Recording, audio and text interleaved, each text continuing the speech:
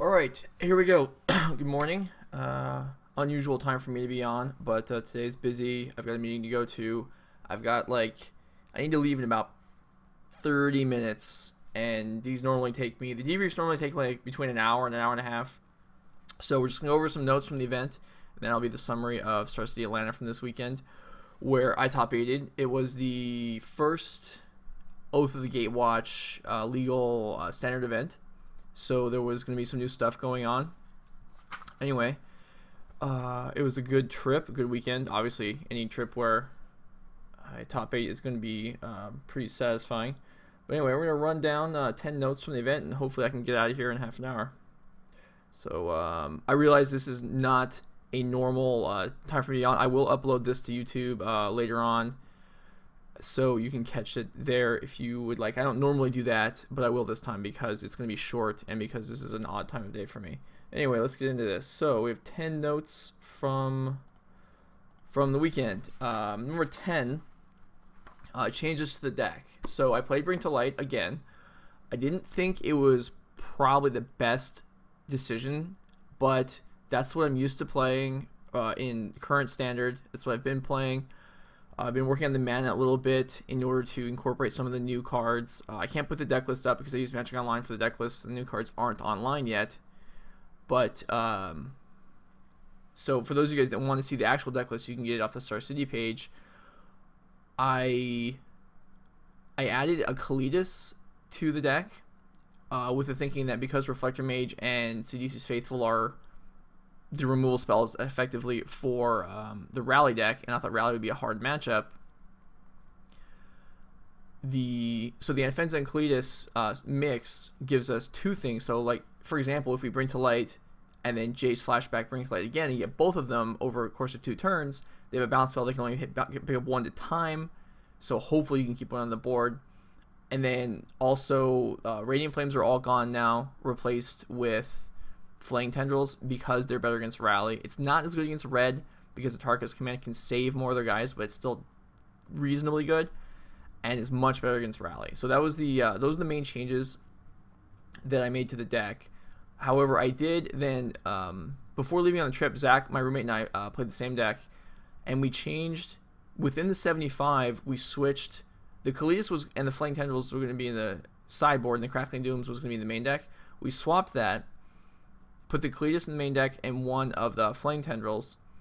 And so I know I've said many times that aside from the Languish, you need to have either a Crackling Doom or a Wrath Effect main deck. I went without that this weekend, and the Crackling Doom was in the sideboard, but I went without it main, which is a little frightening, but I still feel like we have a pretty good matchup against Siege Rhino decks in general, so I was worried about it, but I wasn't concerned enough to make that change. So anyway, going to the event, I planned on straight losing to any Eldrazi ramp decks I played against, not even being competitive. I thought Rally would be fairly tough game 1, but with Kalidas, Anafenza, and 3 Hallowed Moonlights and 2 Flaying Tendrils after boarding, I thought we'd be alright after sideboard. Now, that doesn't mean we're favored in the match, but it gives us a shot. Anyway, so those are the changes to the deck. Okay, that covers that. So let's go to number 9 is the coolest deck I played this weekend. So there's new cards. The new set is legal. Expected to see. There's going to be Eldrazi ramp decks. There's going to be Rally decks with Reflector Mages. Maybe there'll be some Prowess decks. Actually, probably there'll be some Prowess decks. The coolest deck I played against was a 5-color Planeswalker deck with Oath of Gideon and Oath of Nissa. I played him in round 7 of day 1. And he started the match with turn 3 Oath of Gideon. He gets his 2 tokens. And I immediately think to myself, because I believe he went first, I was like, whoa, if he follows that up with actual Gideon and makes an emblem, I am very far behind. Fortunately, he had a tap land on turn 4, so I was able to get some time to get into the game. And then his first Planeswalker was a Nissa, which then made a token. And so we had a bunch of tokens out against the Siege Rhino, and the Siege Rhino was able to work its way through that eventually. But he had Nissa, Gideon, Chandra, Ugin, the 3-color Temur Planeswalker, I think, is a Sarkhan, and I think he had Obnixilis. I don't even know what else. It was Planeswalkers, Planar Outburst, Oaths, and that's pretty much what I saw. It was a cool deck. I don't know how good it was. He was 4-3 after I beat him, but it was neat. I think I had a better matchup against him than a lot of people would, because I have direct Planeswalker removal, and we talked about that afterwards. The 2 Other Ends and the Silumgar's Command are nice, because a lot of times you don't have too many things that can... I mean, even if you can directly kill one Planeswalker, when he follows up with 3 more, and you can't slog through the ground, you might be in trouble, but I'm able to directly kill them. The coolest interaction was in Game 2, I had a Jace that was at 8. He played a Chandra, and plussed it and attacked with both tokens at Jace, so it went down to 2. And the next turn, I untap and plus Jace to 3 and don't really do anything and pass the turn.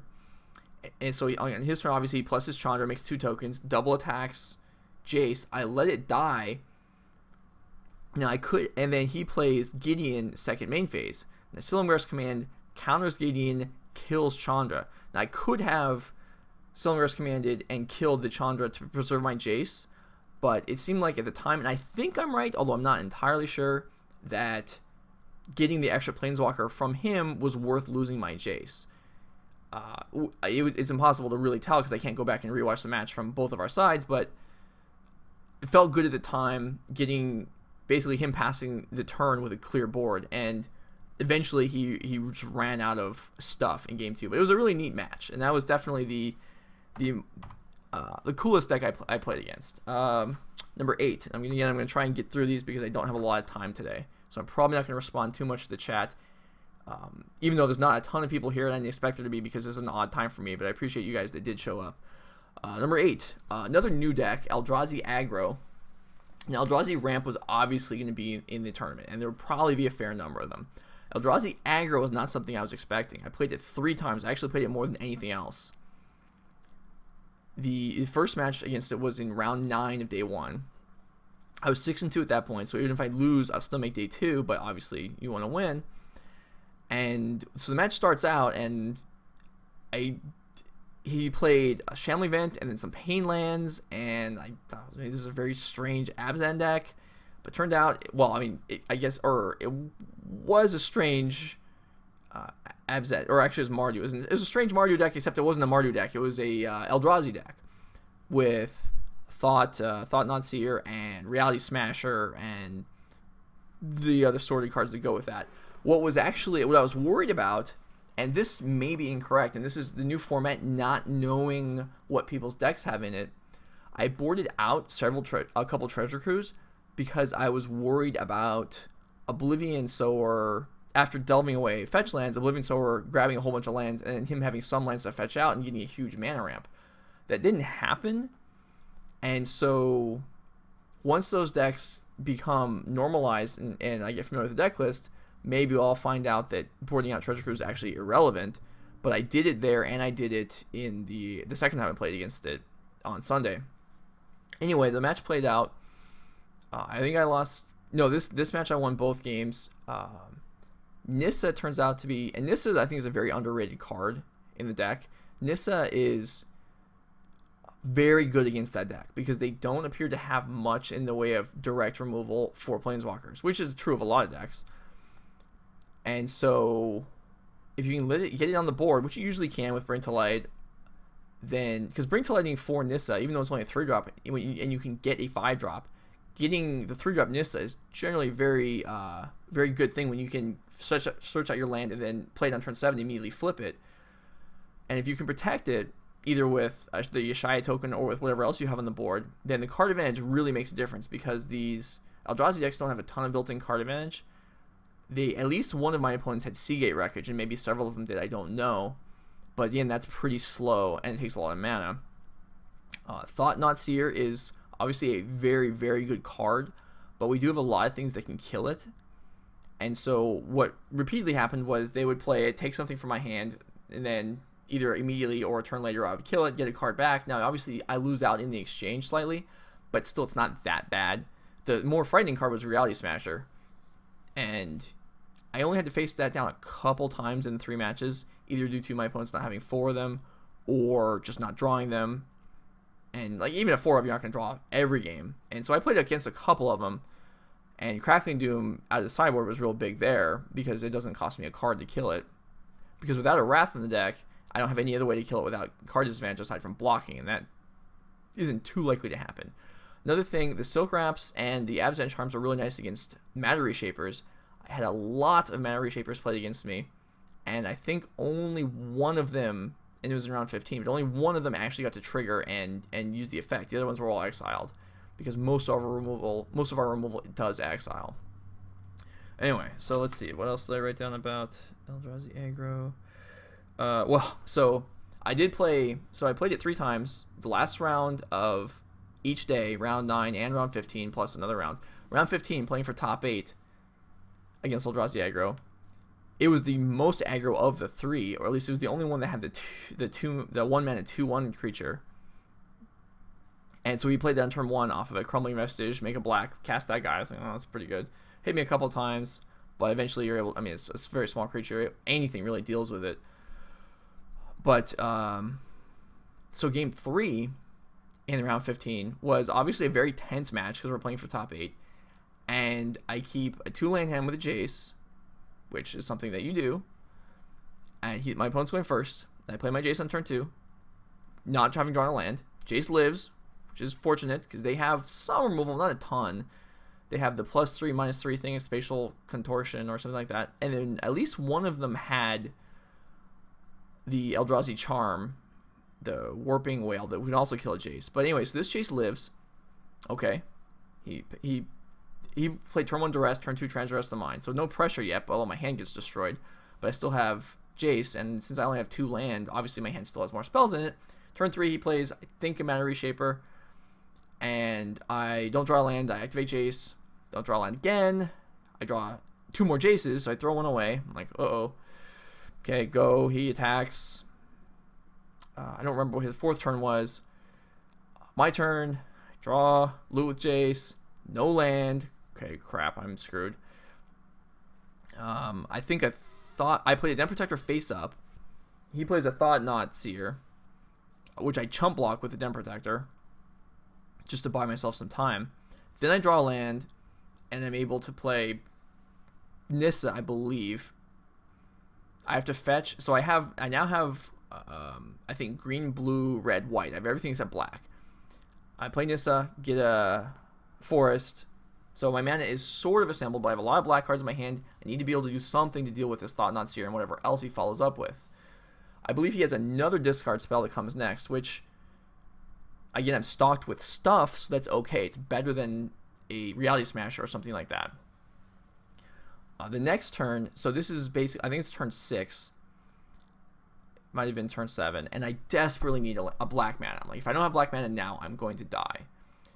So I have Treasure Cruise off of, there's actually 7 cards in the graveyard due to all the discard and Jace activations. So I Treasure Cruise for 1 mana, find a black fetch land, get a swamp, and I'm able to play a Siege Rhino, and then I'm able to, that turns on my entire hand. I have Abzan, Charm, and Crackling Doom. And so it took a while, but I'm eventually able to stabilize and then eventually take the game and make top 8. So that was very stressful, but we actually managed to get it done. So I went 3-0 against Eldrazi aggro decks, and I feel like that's not a fluke. Some of the games were some of the matches were very close. I did lose a couple games against it, but I feel like it's a pretty reasonable matchup. Number 7, Mardu Green was a deck that there were a number of copies of in the event. Zach had a lot of trouble with it twice and did not end up making day 2. I played it once. It was on Sunday in round 11, and I felt like when Zach was saying he had a hard time with it, they had too much card advantage. Oh, I'm gonna have to speed this up. We're gonna run out of time. They had a lot of card advantage. He just couldn't keep up with everything. He felt like it was really kind of a bad matchup. And I don't know. I feel like there's not too many mid-range decks in that card advantage bring to light. And so I wasn't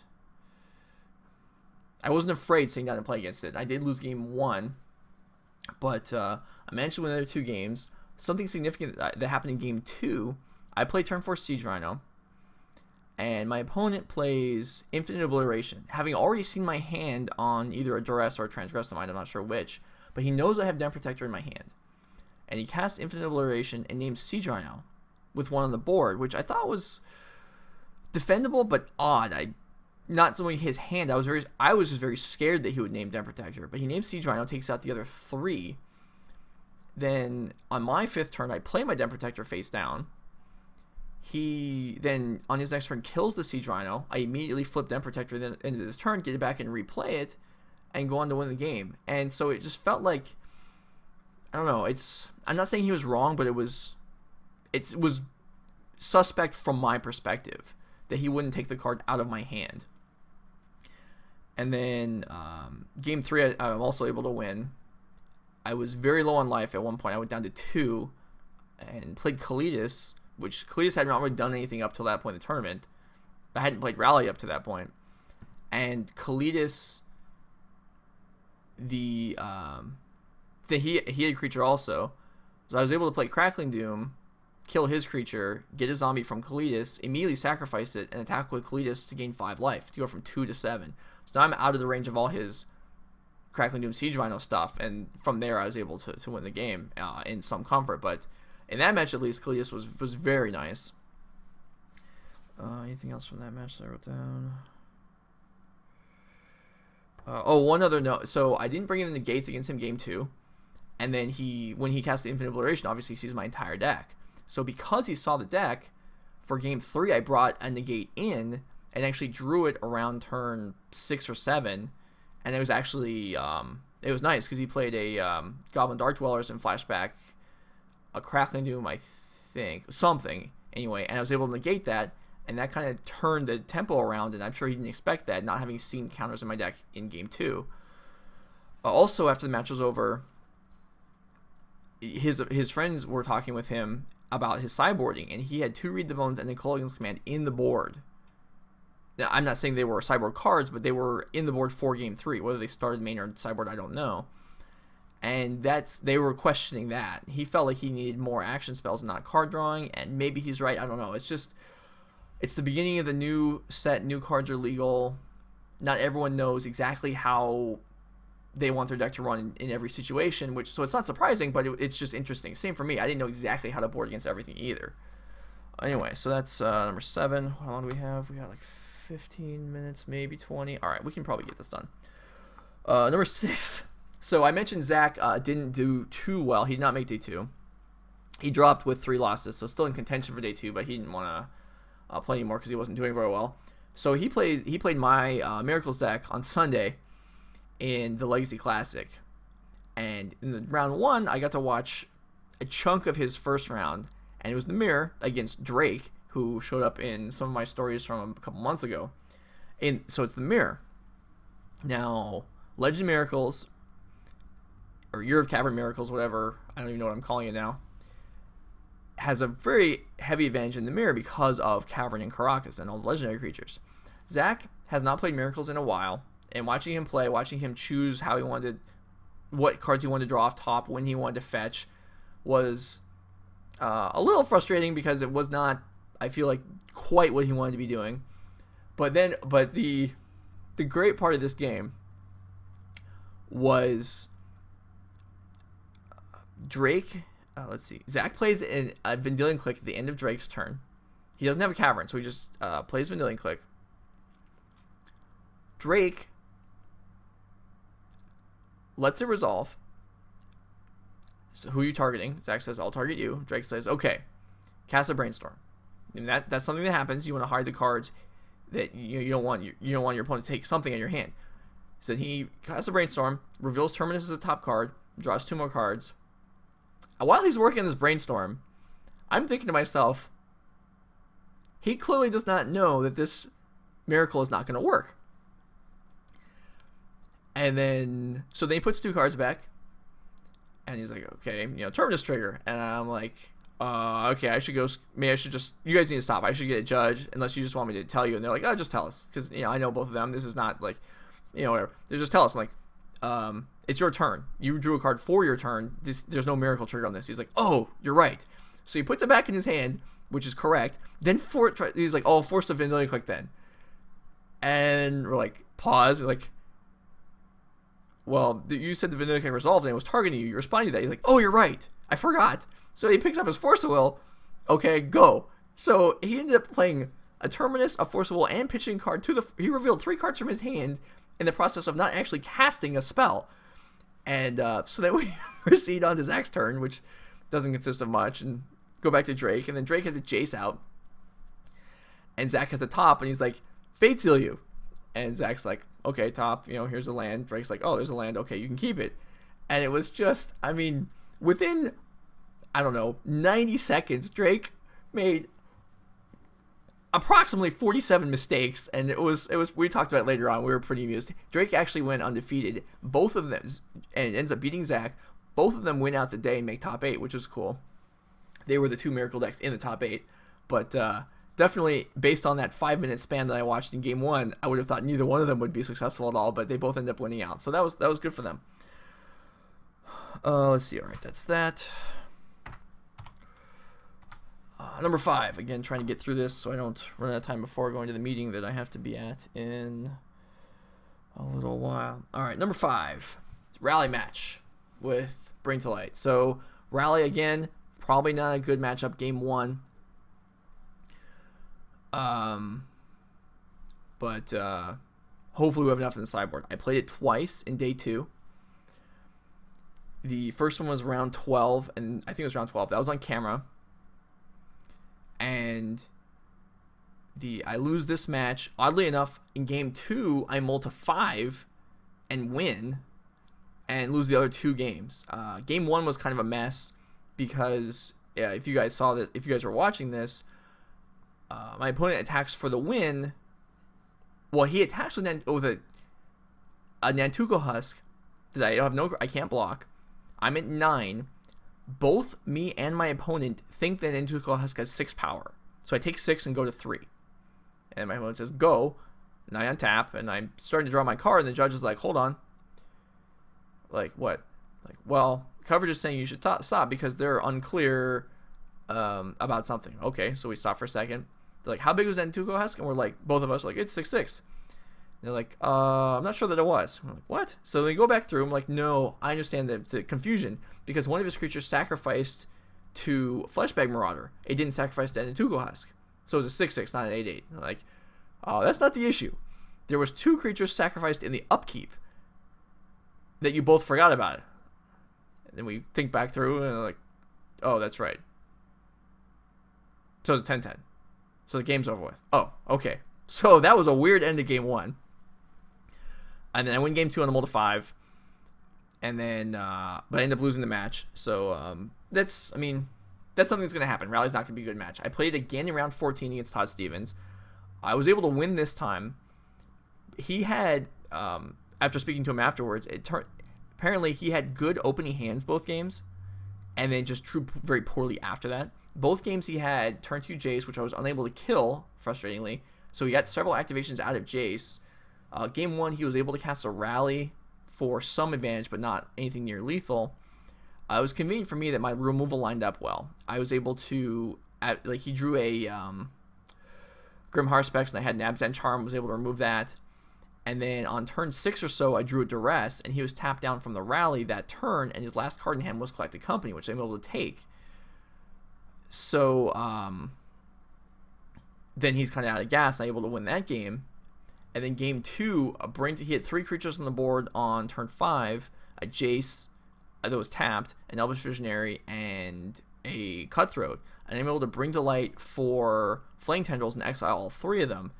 And that was very significant. And then I'm able to go on and win the match. So that was, because I went 1-1 against Rally, which it's a hard matchup, but it's not unreasonable that you can go 1-1. I still think I might want more cards overall for the matchup, but I was able to split my 2 matches against it. Also, there felt like there was a lot of Rally decks in the tournament. Like, you just saw them all over the place. But it ended up, there weren't any in the top 8, although I think there was 4 from 9th to 16th. All right, number 4. My other losses. So I lost 1 match to Rally, like I just said. My other 2 losses were on day 1, I lost to Black Red Dragons, and that player made top 8. That match felt like I was a little unfortunate to lose. It was 3 pretty close games, but like I felt it was a little unfortunate to lose. I'm not sure I could have done a whole lot differently, and so maybe that's just something where, you know, some games you're just going to lose, even though they're long games. I'm not aware of anything I would have done different, although there possibly was. But I think he just won. Contrasting that with my other loss on day 2, which was against Blue-Red Prowess, where I get run over game 1 and couldn't do anything about it. Game 2, I absolutely screwed up. It was completely my fault to lose game 2. Now, I'm not saying that I could have won game 3 when he's going first, but game 2 was 100% my fault, and so there's no blame on the deck or the draws for that one. I just botched it, which, you know, that's something that happens. So those are my other 2 losses in the Swiss. My final Swiss record was 12-3, or if you don't count the buys, 10-3. Number 3. Where are we at? Number 3. So number 3, I played a match against regular, straight up Abzan. I don't know what you would call it, but just Abzan aggro without blue or red or anything. It was just regular Abzan. And interesting situation that came up in, I don't remember which game it was, but it was fun. It was kind of one of those things where this may not have a tremendous impact on the outcome of the game, but I want to see, you know, what I can get away with, what'll happen. And so the situation is, I have a Siege Rhino, and he has 2 Siege Rhinos, and my hand is, I think I have either Abzan Charm or Other End, which can kill one of them, and another Siege Rhino in my hand. So probably I'm just going to play my other Siege Rhino, and that'll be my turn. But I decided, well, let's see what happens here. So I decided to attack with the 1 Siege Rhino. I've botched the story as usual. It's 1 Siege Rhino each. I attack. Mine gets through. I play a second one. He plays a second one. I untap, so it's 2 versus 2 Siege Rhinos, and I have the Abzan Charm in my hand. So I'm trying to decide whether I should just pass the turn, which is probably generally what I would do because I want to play a longer game than he does. But I decided, well, maybe I can just get one through and see what he'll do. So I attack with 1 Siege Rhino into 2, and he clearly is a little startled by that attack. And whereas attacking with 2 or attacking with none might have made more sense, I attack with 1, and he's trying to figure out what would cause me to attack with 1 Siege Rhino, and he ends up deciding to just take the damage, which was pretty neat. I don't think it had tremendous impact on the game, but it's kind of a cool thing where it's just an unusual. Maybe not that unusual, but at least when I'm playing, it's an unusual situation because I'm not usually aggressive in matchups like that. But it just felt good to slip through the 4 damage that might not have necessarily gone through otherwise. All right. Number 2 on the notes from Atlanta is the card Den Protector. Now, for some reason, I struggled with Den Protector this weekend. And by struggled with it, I mean I couldn't help revealing information to my opponents. I have no idea why. I've never had an issue with this before, but for whatever reason, this weekend, multiple times when casting a morph, I announced Den Protector. Now, probably my opponents know it's a Den Protector anyway. There aren't any other morphs in my deck, although not everyone's going to know that. There are other playable morphs in the format that people are playing, so it conceivably could be something else. One person actually thought it might have been a Stratus Dancer at one point, which is kind of cool, and actually something maybe I would consider playing, just to have some deception on the morphs. But anyway, multiple times in the tournament, I cast a morph and said Den Protector, which I don't know. The first time I did it, I was like, what the hell's wrong with me? That was stupid. Why did I say that? And then I did it again. And again, I was like, what? This is so dumb. I don't know what's the matter with me. I couldn't help it. And it just kept happening. It happened in round 15 also. Like, it just never stopped. And, yeah, I just, even now, I don't know what was going on with me, but I kept doing that. So I thought that was amusing. I thought I'd mention that to you guys. And then, so number 1 on the Atlanta Countdown, Eldrazi Ramp matchup. Now, I went into the tournament convinced I could not beat Eldrazi Ramp. Before the tournament started, during the bye rounds, I played 3 games against Ali Eldrazi, who was playing Eldrazi Ramp. He completely destroyed me. He multiplied one of the games and crushed me. He flooded out one of the games and crushed me. It's just not a matchup you're going to be able to win. I knew that going in. We considered playing Infinite Obliteration, decided we probably can't win anyway, even if we draw it. So let's not even bother. I just hope I don't get paired against it. First round of the event, I get play against Eldrazi Ramp. Dang it. Somehow I win. He Omega floods game 1. I win anyway. I mean, he wins anyway. Game 2, I have the most aggressive draw I can possibly have, including my sideboarding and Defensa, which is just there to attack, and then Scenes Rhino, and then something else. And I'm able to win, and then like Abzan Charm on his World Breaker or something. So I win game 2. Game 3, he mulls to 4. Okay, so I managed to win that one. First round of day 2, I played again. This time my opponent, I feel like, kept some sketchy hands. He kept hands without solid green mana sources. Like, he had Crumbling Vestige to make green, but he used it to cast Jolly Offshoot, and didn't have any. It's just hoping to draw more green mana, and didn't. And so I'm able to win the match against Eldrazi Ramp. I'm able to win 2 matches, which I never thought would happen. I went 3-1 against what I felt like were my hardest matchups in Rally and Eldrazi Ramp, and that's great. I effectively held serve and did well against the rest of the format, but those are the matchups I really thought I was going to struggle with, and I managed to do okay. So that was exciting. I was under no illusion, though, that the matchup was favorable. It was just I managed to beat a mull to 4 and an opponent who wasn't willing to mulligan no matter what. I cast a Duress on turn 3 in round 10, and my opponent's converted mana cost of his hand was 37, which I thought was pretty amusing, since he had, I think, 3 available mana. But anyway, and then I did play in the top 8. I played against Eldrazi Ramp again, and things went exactly as they're supposed to. I got completely destroyed. I wasn't upset about it. I saw the pairings. I knew going in I was dead. We sat down. I had a good time playing the match. The opponent was a nice guy. I was talking to him about, I was open about the fact that I couldn't win, and unless he molded like 4 or something. And he molded 6 in game 1 and destroyed me. Game 2, he destroyed me again with turn 5 Ulamog. It just was not close at all, and that's okay. Obviously I would like to do better. I would like to win the tournament, but there was just the way the bracket set up, I didn't have a chance. And I know there's bad matchups and that you can win, and there's also bad matchups where you just can't. And this was an extremely poor matchup, and that's going to happen sometimes. I had a great tournament. I really enjoyed it. I really feel energized about the new standard now. I was going in, I was like, well, okay, I'll go to the event. But now I'm like, all right, I'm in. I'm looking forward to the next event. I really it was a good event. I top 8'd, Zach top 8'd the Legacy. We had a good time. Okay, I gotta run in about 5 minutes. Well, actually, I should have left already, but I'm gonna leave in about 5 minutes. First, I'm gonna give away the Playmat from the weekend, the Kitchen Links Playmat. That was the giveaway from the weekend. I will commemorate making top 8 this weekend. I'll write some stuff on it, draw a picture, and send it to someone.